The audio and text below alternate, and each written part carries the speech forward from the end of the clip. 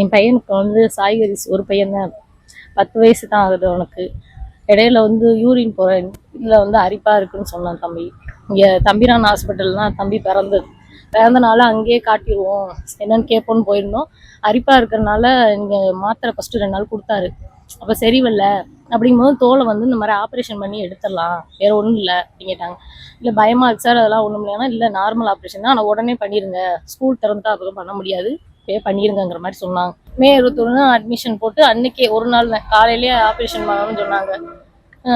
இவர் தான் பண்ணுவார்னு நான் நினச்சேன், ஆனால் யாரும் ஒன்றும் சொல்லலை. ஆப்ரேஷன்லாம் பண்ணி முடிச்சு திடீர்னு இப்போ வெளில வந்து என்ன சொன்னாங்கன்னா, இது மாதிரி கேஎம்சிலேருந்து இதில் காமாட்சி சந்திரங்கிறவங்க வந்து பண்ணியிருக்காங்க டாக்டர் அப்படின்னு சொல்லி சொன்னாங்க. சார் வந்து கூப்பிட்டு இந்த மாதிரி பண்ணியிருக்கு, ஒன்றும் பிரச்சனை இல்லை, பயப்பட வேணாம், நீங்கள் வீட்டுக்கு போயிட்டு ஒரு வாரம் கழிச்சு வாங்க, எந்த பிரச்சனையும் இல்லை அப்படிங்கிற மாதிரி சொன்னாங்க. அப்படி இருந்து நான் ஒரு நாள் நைட் நானாகவே வச்சுருந்தேன், பயம் இல்லாமல் கூட்டிகிட்டு போனேன். ஒன்றும் இல்லைன்னு சொன்னாங்க, அதை நம்பி போனோம். ஆனால் எதுவுமே சொல்லலை, ஒரு வாரம் கழிச்சு வாங்க, எல்லாமே ஒன்றும் பிரச்சனை இல்லை அப்படிங்கிற மாதிரி சொன்னாங்க.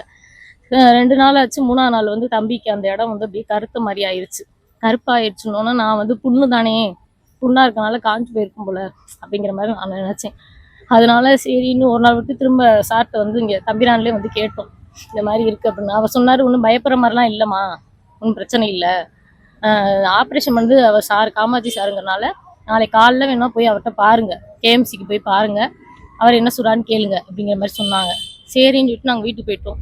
போனோன்னே காலையும் மறுபடியும் ஃபோன் அடித்து நீங்கள் போயிருங்க அப்படிங்கிற மாதிரி சொன்னாங்க. அங்கே போனோன்னா அவருமே வந்து பார்த்துட்டு ஒன்றும் பிரச்சனை இல்லை, பயம் இல்லை அப்படின்னு தான் அவங்களும் சொன்னாங்க. எதுவுமே உண்மையே சொல்லலை. எதுனா என்ன அப்படின்னு கேட்குறது எதுவுமே நான் சொல்லவே இல்லை. சரி சொல்லலைன்னு நாங்கள் திரும்ப ஆனால் வீட்டுக்கு போங்கிற மாதிரி சொல்லிட்டாங்க. அப்பயும் ஒன்றுமே சொல்லலை. வீட்டுக்கு போயிட்டு திரும்பி கொஞ்சம் கழிச்சு ஃபோன் அடிக்கிறாங்க, இந்த மாதிரி இன்னொரு டாக்டர் வராங்கம்மா, நாங்கள் இந்த மாதிரி கேட்கணும், நீங்கள் திரும்ப வாங்க ஆஸ்பத்திரிக்குன்னு சொல்கிறாங்க. எனக்கு பயமாக இருக்குன்னு இந்த சார்ட்டை தான், தம்பிரான் சார்ட்டை தான் கேட்டோம். ஒன்றும் பிரச்சனை இல்லை, நீங்கள் போங்க அப்படிங்கிறாங்க. சரின்னா அங்கே போனோன்னா திடீர்னு சொல்கிறாங்க, இந்த மாதிரி 2 நாள் அட்மிஷன் போட்டு பார்க்குற மாதிரி இருக்கும், என்னன்னு சொல்லாமே சொல்கிறாங்க. என்னாச்சு என்னன்னு கேட்டதுக்கு சொல்லலை.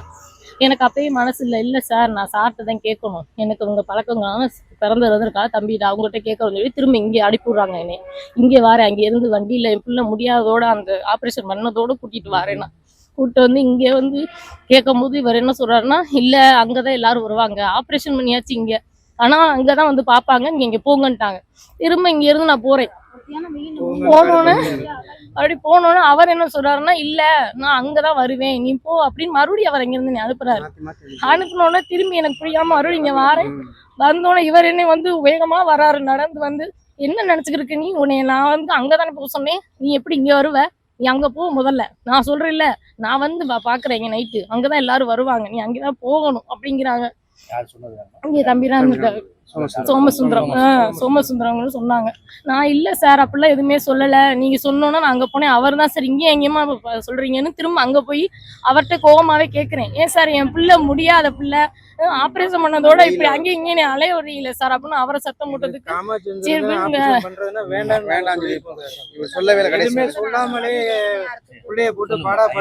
அப்ப வந்து சரின்னா இவர் சொன்னதுக்காக திரும்ப போய் அட்மிஷன் போட்டுட்டேனா, இங்க 5000 பணம் கட்டி அன்னைக்கே அட்மிஷன் போட சொல்லிட்டாங்க. அன்னைக்கு வச்சிருந்து சாப்பாடுலாம் கொடுக்க வேணாம், வச்சிருங்கன்னு சொல்லிட்டு குளுக்கோஸ் தான் சும்மா போட்டாங்க, மருந்து மாத்திரையே போட்டுருந்தாரு. இவர் சொன்னார், நான் சாயங்காலம் நானும் வந்துடுவேன், நீங்க ஒன்றும் பயப்பட வேணாம் அப்படின்னு சொன்னாங்க. சரி இவர் வருவார், இவரை நம்பிக்கை, இவரை நம்புனேனா, இவர் பேச்சை கேட்டே நான் இவர் சொன்னதே மட்டும் செஞ்சேன். சரின்னு இவர் சொன்னோன்னே நான் அங்கேயே இருந்தேன். திடீர்னு ஆனால் ஃபர்ஸ்ட் என்ன சொன்னாங்கன்னா, இந்த மாதிரி நான் மருந்து தான் போடுவோம், 2 நாள்ல சரியாயிருங்கன்னு ஃபர்ஸ்ட் சொன்னார் அவர். இந்த மாதிரி தையல் போட்டிருக்கோம் அந்த மாதிரிங்கிற எதுவுமே எங்கள்கிட்ட சொல்லலை. இந்த மாதிரி 2 நாள்ல வாங்க அந்த மாதிரி எதுவுமே சொல்லவே இல்லை. கடைசியில் என்ன ஆச்சுன்னா, அந்த சாயங்காலம் திடீர்னு சொல்றாங்க, மருந்து போடுறோம்னு சொன்னாங்க, அந்த தையல் போட்டனால கூட இருக்கலாம், அந்த தையலை வந்து திரும்ப நாங்கள் ஆப்ரேஷன் தேட்டரில் வச்சு நான் மருந்து கொடுத்து தான் எடுக்க முடியும் அப்படின்னு சொல்றாங்க. அப்பயும் என்னால் கேட்க முடியல, ஏன் சார் இப்படி தையல் போட்டது சொல்லலைன்னா எனக்கு அப்பயும் பதில் சொல்லலை. ஒன்றும் இல்லைம்மா ஒன்றும் இல்லை, இது மட்டும்தான் சொல்கிறாங்க. சொல்லி திரும்ப தம்பி ஐசியூல வச்சு மருந்து மட்டும் ஏற்றி மறுபடியும் ஆப்ரேஷன் தேட்டர்லேயே கூப்பிட்டு போயிட்டாங்க. சாயங்காலம் 6:30க்கு கூப்பிட்டு போய் என்ன பண்ணாங்கன்னா எனக்கு தெரியலை. வந்து திரும்ப கொஞ்சம் எங்களுக்கு வந்து தையல்லாம் எடுத்துட்டோம், நாங்கள் கொஞ்சம் சரியாயிரும் அப்படின்னு அப்பயும் அதே சொல்லி ஒரு நாள் முழுக்க ஐசியூல வச்சா. நைட்லாம் அவன் வந்து என்ன நடந்ததே தெரியல, அந்த கத்து யூரின் டியூப் வேற போட்டாங்க. அன்னைக்கே யூரின் டியூப்லாம் போட்டு ரொம்ப அந்த பையன் கத்தி சுத்தமா ரொம்ப துடிச்சிட்டான். அதெல்லாம் அன்னைக்கு தான் ரொம்ப துடிப்பு. திரும்ப துடிச்சு கத்தி எதுவுமே பண்ண முடியல. திரும்ப காலையில இவர் வராரு, தம்பிரான் டாக்டர் வந்து காலைல வராரு. வந்து காமாட்சி டாக்டர் வந்து மேலே வந்து பார்க்கவே இல்லை. நான் இவர் வந்து கேட்குறாரு, நானும் சொல்கிறேன் என்ன சார் இப்படி இருக்குது தம்பிக்கு என்னன்னா வலி என்னதான்னு சொன்னால் சொல்லவே இல்லை. திடீர்னு கீழே போனவர் கொஞ்ச நேரத்தில் வந்து இல்லை நீங்கள் மதுரைக்கு போயிருங்க இல்லைன்னா திருச்சியில் கேட்குறேன் யாரையாவது திடீர்னு போங்க அப்படிங்கிறாங்க. என்னன்னு கேட்டால் ஒன்றுமே சொல்லவே இல்லை. ஒன்றும் இல்லை பிரச்சனை இல்லை நீங்கள் போங்க போங்கிற மாதிரி சொல்லிட்டு இவங்க நான் எங்கள் அம்மாலாம் போய் அழுகுறோம். என்ன சார் நல்லா இருக்கிற பையனுக்கு ஒன்றுமே இல்லைன்னு இப்போ சொல்கிறீங்களே அப்படின்னா நீங்கள் சாமியை கும்பிட்டுக்கங்க, சாமியை கும்பிட்டுக்கம்மா, சாமியை கும்பிட்டுக்க உன் பிள்ளை ஒன்றா இருக்கும் நீ அப்படி. அதை நான் சொல்கிற ஆஸ்பத்திரிக்கு தான் போகணுங்கிற மாதிரி சொன்னாங்க. மித்ராங்கிற ஆஸ்பத்திரிக்கு போக சொன்னாங்க. நாங்கள் வந்து அப்போதைக்கு சரின்னு சொல்லிட்டு தான் மனசு இல்லை. எதுவுமே நமக்கு வந்து உண்மையை சொல்லலையே அப்படிங்கிற டவுட்டே இருந்துச்சு எனக்கு. அந்த இடத்துல பையனை உயிர் காப்பாற்றணும்னா நாங்களும் அப்போதைக்கு சண்டை போட்டாங்க. எங்கள் அண்ணெல்லாம் சண்டை போட்டாங்க. எங்கள் அண்ணன் எங்கள் கேள்வி கேட்கல, நீ யாரு நீ எதுக்கு பேசுடுற, பேசுனா அவங்க அப்பா அம்மா மட்டும் பதில் சொல்லட்டும் அப்படின்னு எங்கள் 2 பேரும் மட்டுமே தனியாக கூப்பிட்டு மிரட்டுறாங்க. நான் சரின்னு சொல்லி ஆம்புலன்ஸில் எங்கள் அண்ணனோட மரியாதைலாம் பேசி சண்டை போட்டு ஆம்புலன்ஸில் வேறு வழி இல்லை நம்ம பிள்ளையை காப்பாற்றணுக்காக நாங்கள் ஏறிட்டோம். கேஎம்சி ஆம்புலன்ஸ்ல இருந்தால் போனோம். ஏற்றி போயலே எங்களுக்கு ஆனால் மனசு கேட்கல. நம்ம வந்து மீனாட்சிக்கு தான் போகணும்னு நாங்கள் முடிவு பண்ணியிருந்தோம். இவங்க இல்லை அப்படின்னு சொல்லி சொன்னதை கேட்கல. திரும்ப ஆம்புலன்ஸ் போலேயும் ஃபோன் பண்ணி மிரட்டுறாங்க. 2 பேருமே எங்கள் 2 பேருக்கும் ஃபோன் பண்ணிட்டு ஆம்புலன்ஸ் டிரைவர் ஃபோன்லேருந்து அடிச்சு நீங்கள் நான் சொல்கிற மித்ரா ஆஸ்பத்திரிக்கு போகலைன்னா நீங்கள் வந்து என்கிட்ட வரவே கூடாது, நீ என்ன நடந்தாலும் இங்கே வரக்கூடாது அப்படின்னு சொல்லி அவங்க மிரட்டுறாங்க. நாங்கள் வந்து சார் என்னால் முடியல, என் பிள்ளை தான் சார் எனக்கு முக்கியம், என்ன நடந்துச்சுன்னா கடைசி வரைக்கும் அது எதுனாலங்கிறத சொல்லவே இல்லை. அங்கே போனோம், வேகமாக போனோம். அங்கே எமர்ஜென்சியில் வச்சு பார்த்தாங்க. அங்கேயே சொல்லிட்டாங்க அந்த இடமே ஒன்றும் பண்ண முடியாதுங்கிற மாதிரி அங்கே கீழே சொல்லிட்டாங்க. திரும்ப அப்புறம் யூராலஜி மேலே அட்மிஷன் போட்டு அந்த டாக்டர் வந்து பார்த்து அந்த இடம் வந்து ரொம்ப இதுவாயிடுச்சு, டேமேஜ் மாதிரி ஆயிடுச்சு, சேதம் அடைஞ்சிருச்சு, அதையும் எடுத்தாங்க அப்படிங்கிற மாதிரி அதையும் எடுத்துட்டாங்க. பிள்ளை உயிரை தான் காப்பாற்றணும், அதை நீங்கள் எடுக்கனா உயிர் காப்பாத்துங்கிற மாதிரி சொல்லிட்டாங்க. அதையுமே எடுத்தாச்சு, பிள்ளைக்கு எல்லாமே எடுத்தாச்சு. பிள்ளை உயிரை மட்டும் அவங்க காப்பாற்றி கொடுத்துருக்காங்க. இன்னமும் ஒன்றும் சொல்லலை. இன்னும் யூரின் டிப்போட அவனுக்கு ஒன்றுமே தெரியல. நான் இருக்க மாட்டேன் ஆஸ்பத்திரின்னு சொல்லியே அவன் இன்னமும் நான் வருவேன் ஆஸ்பத்திரியை விட்டு வந்துடும்னு கத்துனேன்.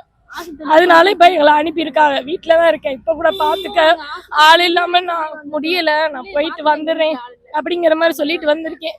அவனாவே ஒவ்வொரு வார்த்தையும் கேட்கிறேன், ஏமா எனக்கு மட்டும் இப்படி இருக்கு, இப்படிமா பண்ணாங்க, நீங்க எல்லாரும் இன்னமா பண்ணி அப்படிலாம் கேட்குது என் பிள்ளை. அதுக்கு என்ன சொல்றேன்னே எனக்கு தெரியல. டியூபோட என் பிள்ளை நான் நடக்க கூட முடியல, படுத்து கிடக்குறேன். ஒரு பாத்ரூம் கூட போக முடியாம உட்காந்து எல்லாமே பண்ண முடியாம எனக்கு ஒரே பிள்ளைதான். என் பிள்ளைக்கு நடந்த மாதிரி யாருக்குமே நடக்க கூடாதுங்கிறத. இவ்வளவு தூரத்துலயும் அவனை போட்டு வந்து நான் இங்க நிக்கிறேன்னா என் பிள்ளைக்கு நடந்த மாதிரி நீ யாருக்குமே நடக்க கூடாது, அதுதான் முக்கியமே எனக்கு. ஆனா இதுக்கு ஒரு நீதி கிடைக்கணும். பிளே ஸ்டோர் மற்றும் ஆப் ஸ்டோரில் இருந்து பாலிமர் செயலியை QR கோடு மூலம் பதிவிறக்கம் செய்யுங்கள். செய்திகளை உடனுக்குடன் பெறுங்கள்.